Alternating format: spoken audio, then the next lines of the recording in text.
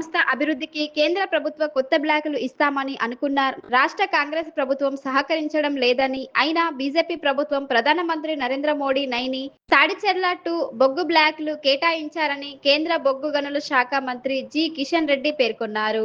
మంగళవారం బీజేపీ ఆధ్వర్యంలో శ్రీరాంపూర్ ఎస్ఆర్పి 3 గనిపై చేపట్టిన సింగరేణి భరోసా యాత్రలో కేంద్ర మంత్రి కిషన్ రెడ్డి పాల్గొని మాట్లాడారు. ముందుగా కార్మికులను కలిసి మంచి చెడు తెలుసుకున్నారు.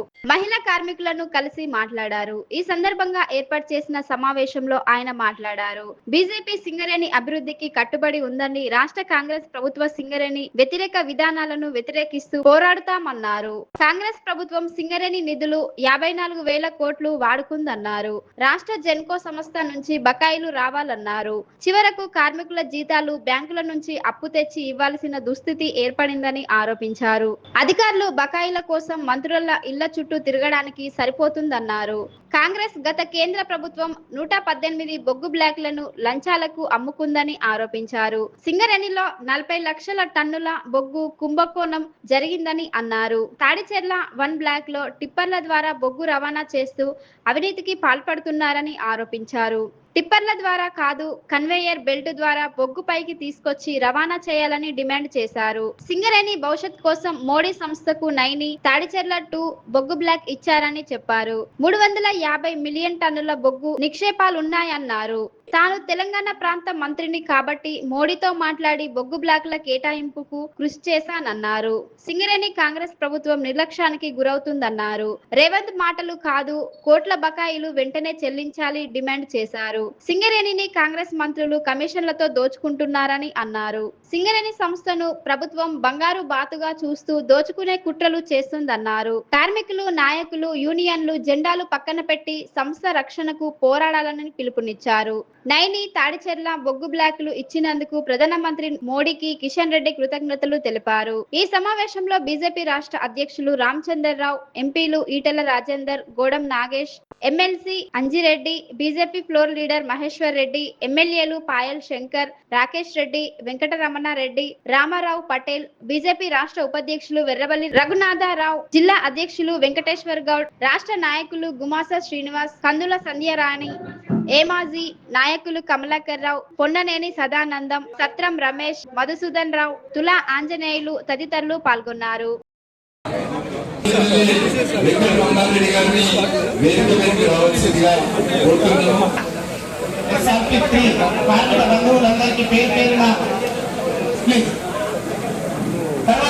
ముందు నిలబడినటువంటి వాళ్ళు కూడా ఎన్నికలు కూర్చుంటే బాగుంటుంది. కేంద్ర బొగ్గు గనుల శాఖ మంత్రి వర్యులు వారి భరోసా సింగరేణి భవిష్యత్తుకు ఇస్తున్నారని, అదేవిధంగా సింగరేణిలో లోపాలతో కూడుకున్నటువంటి పాలనతోటి కాదుని వారు ఎక్కడికక్కడ ప్రస్తావిస్తూ కార్మికుల పక్షాన దుస్తులు ధరిస్తారో ఆ రకమైనటువంటి దుస్తులు ధరించి నేను కూడా కార్మికులని వారికి స్వాగతం తెలియజేయాల్సిందిగా కోరుతున్నాను. పెద్ద ఎత్తున అందరూ అక్కడ కూర్చున్న వాళ్ళు చెప్పాలని కోరుతున్నాను.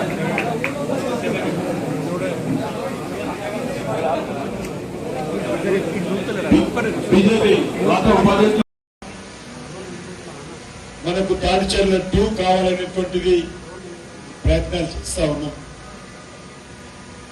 రోషే గారు, కిరణ్ కుమార్ రెడ్డి గారు ఆ రోజు కేంద్ర ప్రభుత్వాన్ని కూడా వాళ్ళు కూడా ఉత్తరాలు రాశారు. అప్పుడు వాళ్ళ ప్రభుత్వమే అధికారంలో ఉండేది ఢిల్లీలో. 2014 వరకు కేంద్రంలో కాంగ్రెస్ పార్టీ ప్రభుత్వం ఉండేది. అయినా కూడా సమస్య పరిష్కారం కాలేదు.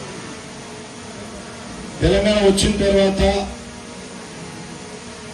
మరి ఉన్నటువంటి ప్రభుత్వం ఈ విషయంలో ఏమాత్రం చర్యలు తీసుకోలేదు.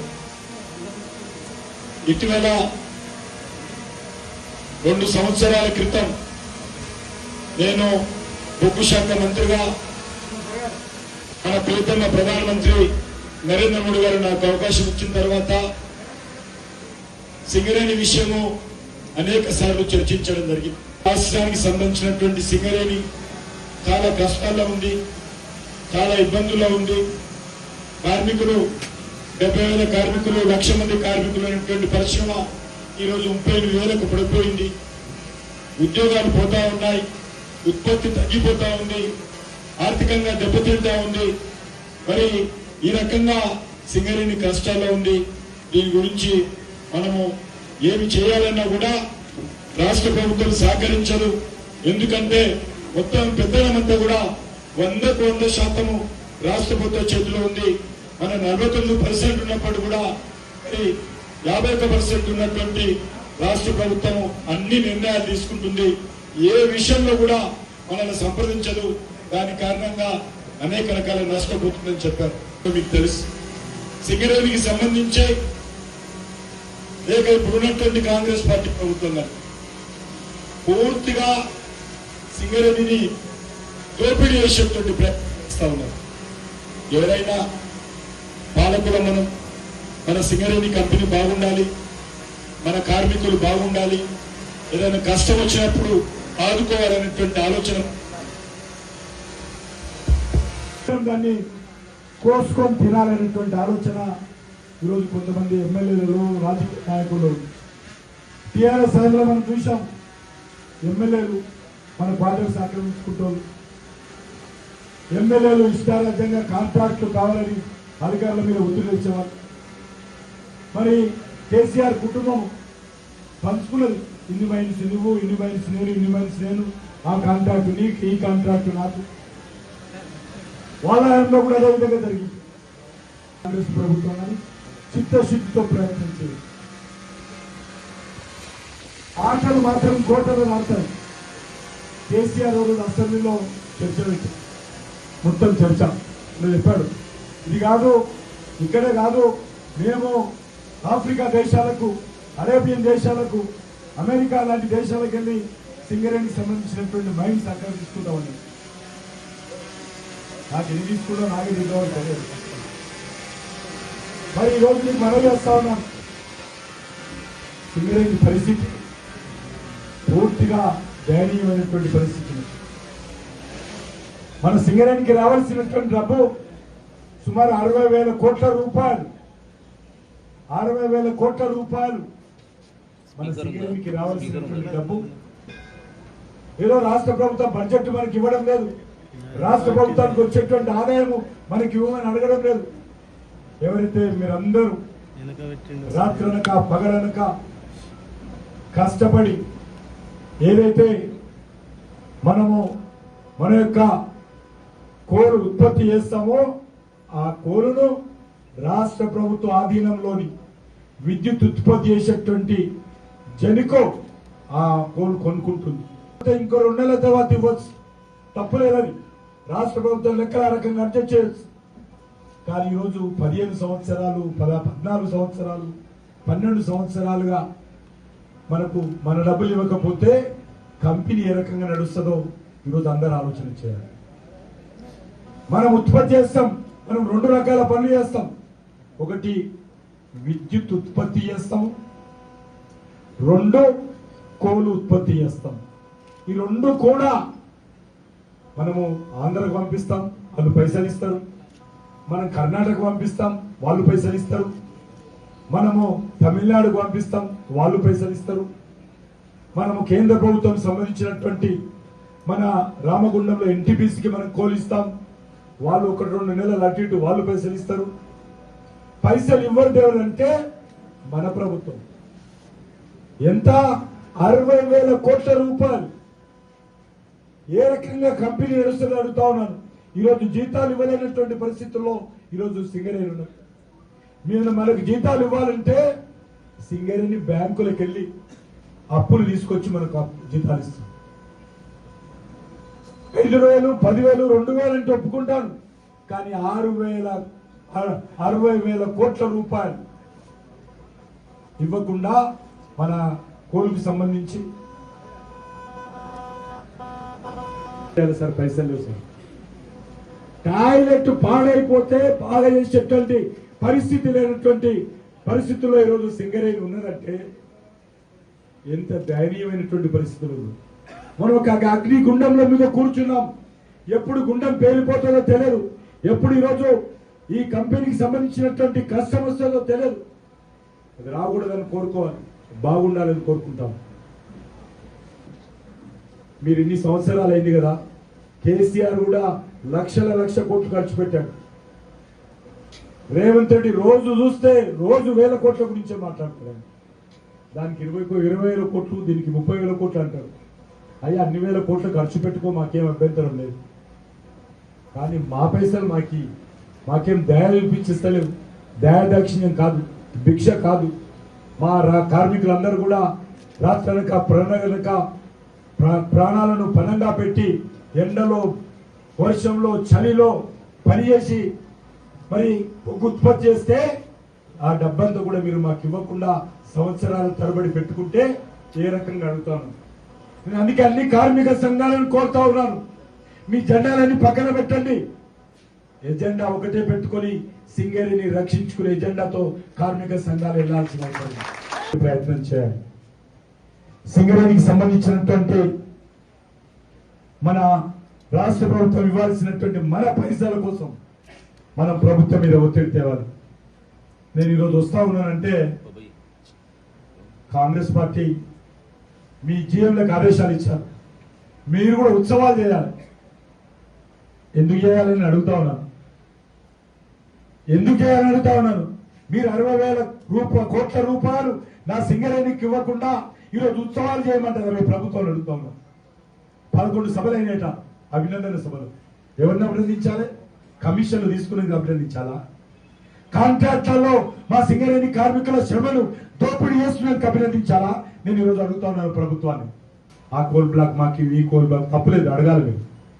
కానీ 2,60,000 కోట్ల బొగ్గు కుంభకోణం అయినప్పుడు సుప్రీంకోర్టు ఆ రోజు ఒక తీర్పు ఇచ్చింది. కాంగ్రెస్ పార్టీ హయాంలో ఇష్టారాజ్యంగా బొగ్గు బ్లాకులన్నీ కూడా లంచాలకు ఇచ్చేసి 100 కోట్లు కాంగ్రెస్ పార్టీ తీసుకొని, కాంగ్రెస్ నాయకులు తీసుకొని మన్మోహన్ సింగ్ హయాంలో 118 బ్లాక్లు ఇస్తే సుప్రీంకోర్టు దర్యాప్తు చేసి కాగ్ రిపోర్ట్ ఆధారంగా సిబిఐ దర్యాప్తు చేసి ఆ రోజు మంత్రులను జైలుకు పంపింది.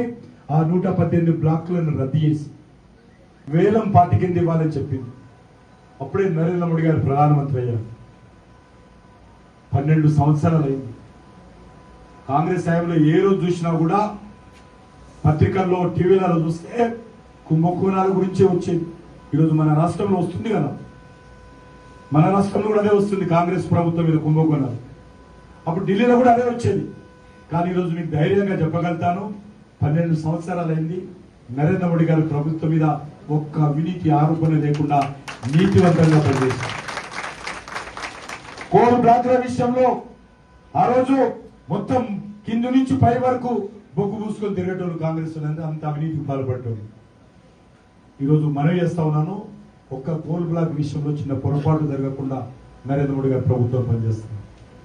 అంతేకాదు, ఈరోజు ప్రభుత్వము మన యొక్క తాడిచెర్ల 2 సింగరేణి చరిత్రలో అతిపెద్ద కోల్ బ్లాక్, సుమారు 350 మిలియన్ టన్నుల కోలు అందులో వచ్చే అవకాశం ఉంది. సుమారు 440 మిలియన్ టన్నులకు సంబంధించినటువంటి కోల్ రిజర్వ్స్ ఆ యొక్క తాడిచెర్ల 2లో ఉన్నాయి. సుమారు 1,50,000 వరకు రెవెన్యూ జనరేట్ అవుతుంది అక్కడ. 40 నుంచి 45 సంవత్సరాల వరకు మన సింగరేణికి ఆ కోల్ బ్లాక్ ఉంటుంది, మనకు మన పిల్లలకు కూడా. అందుకే ఇది కార్మిక సంస్థకు మన తెలంగాణ రాష్ట్రానికి ఇచ్చారు. ఇది సింగరేణి చరిత్రలో అతిపెద్ద కోల్ బ్లాక్. కష్టాల్లో ఉన్నప్పుడు ఒక కోల్ బ్లాక్ వస్తే ఎంత జాగ్రత్తగా ఈ యొక్క కోల్ బ్లాక్ ను మరి ఈరోజు ఉత్పత్తి ప్రారంభించుకోవాలి. మీకు ఆ మాత్రం ఇంగిత జ్ఞానం లేదా? ఈరోజు కాంగ్రెస్ పార్టీ నాయకులు చెప్పాలి, ఇంత ఇంగిత జ్ఞానం లేదా మీకు? పర్మిషన్ల కోసం, మీ మనుషుల కోసం సింగరేణి టెండర్ రద్దు చేసేటువంటి చరిత్ర ఈ రాష్ట్ర ప్రభుత్వాన్ని. మన అధికారులేమో పాపం ఏం చేస్తారు, అధికారులు మంత్రులు ఇలా చుట్టే తిరగడం సరిపోతుంది. మన సింగరేణి అధికారులు ఆ మంత్రి ఇంటికి ఈ మంత్రి ఇంటికి తిరగడం సరిపోతుంది. కాబట్టి అధికారులు కూడా తప్పలేదు. ఇది పూర్తిగా మంత్రులే తప్పు. కేసీఆర్ ఉన్నప్పుడు కూడా ఏ ఒక్క రోజు కూడా దీన్ని అనుమతి కోసం ప్రయత్నం చేయలేదు. అక్కడ బీజేపీ ప్రభుత్వం వచ్చిన తర్వాత మేమందరం ఈరోజు నైని కోల్ బ్లాక్ అనుమతి తీసుకొచ్చాం. ఇచ్చిన కోల్ బ్లాక్ మైనింగ్ జరగకుండా అడ్డుకుంది. ఈరోజు అదేవిధంగా ఇటీవల తాడిచెర్ల ఈ కోల్ బ్లాక్ వచ్చింది. మళ్ళీ వచ్చే నెల వరకు ఒక వేలం పాట వేశాం మన సింగరేణి ప్రాంతంలో. మనుగోరుకు సంబంధించినటువంటి బ్లాక్ అది. నాకు పూర్తి విశ్వాసం ఉంది. నేను కూడా పూర్తిగా ప్రయత్నం చేస్తున్నా. వచ్చే నెలలో మీ అందరూ కూడా మరొక శుభవార్త వచ్చే విధంగా తప్పకుండా ప్రయత్నం చేస్తాను. ఎందుకంటే